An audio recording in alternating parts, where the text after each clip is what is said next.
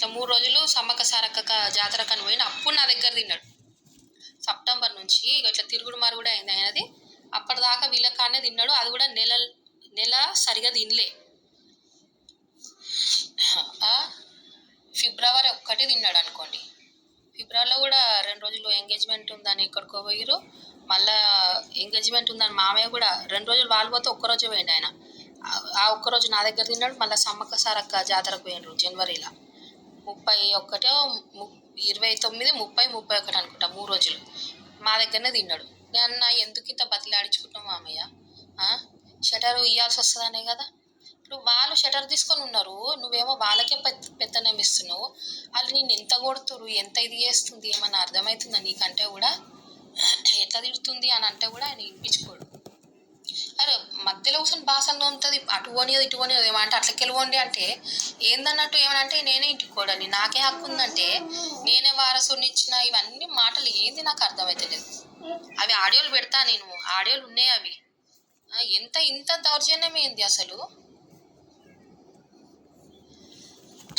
పాప బర్త్డే అట్లా చెయ్యొద్దు అని అది అట్లా చేసింది. కానీ దేవుడి దయ వల్ల ఆ పాప కళ్ళనే కేక్ కట్ చేయించిన. కానీ అవి వీడియోలు పెట్టలేకపోయినా నేను ఈ టెన్షన్లకి. అరే ఆ తిరిగా రక్తం స్టార్ట్ కొట్టుడు ఏంది, వాతలు వచ్చేసినాయి ఇట్లా ఈపులా, చెయ్యి మీద, 2 చేతుల మీద ఇట్లా గీరేసింది. నన్ను కూడా నవంబర్ 3వ తారీఖు పాప చేతులు ఉంది నాకు. దాని మొగడేమో చేయి పట్టుకుంటే అది ఎంటుకలు పట్టి ఇట్లా ముక్కు మీద, చెంప మీద మొత్తం గీరితే బ్లడ్ వచ్చింది. అవి కూడా పెడతా నేను, వీడియోలు ఉన్నాయి. అది అంటే మంచి పిల్ల అని సర్టిఫికేట్ ఇచ్చిండు. ఆడు కూడా అట్లాంటి వాడేమో, అందుకే సర్టిఫికేట్ ఇచ్చిండు వానికి. మంచి పిల్ల, నేను సంవత్సరాల నుంచి చూస్తున్నా అంటుండు. మరి సొంటోడు మరి ఏమి ఇది ఉందో మనకేం తెలుసు. ఏ దేవుడు ఇది చేయాలో, మనం ఒకటి, మనం బరంపురం అన్నట్టే ఉన్నాడు ఒక్కొక్కడు. కానీ మరి ఇక ఏ దేవుడు ఇది చేయాలో అర్థమే. 6 సంవత్సరాల నుంచి ఇప్పుడు 7వ సంవత్సరము ఒక్కడు కూడా ఇక నువ్వు చేసేది తప్పు, అసలు నువ్వు ఏం చేస్తున్నావు అని ఒక్కడు అనేటోళ్ళు. నన్నే రివర్స్.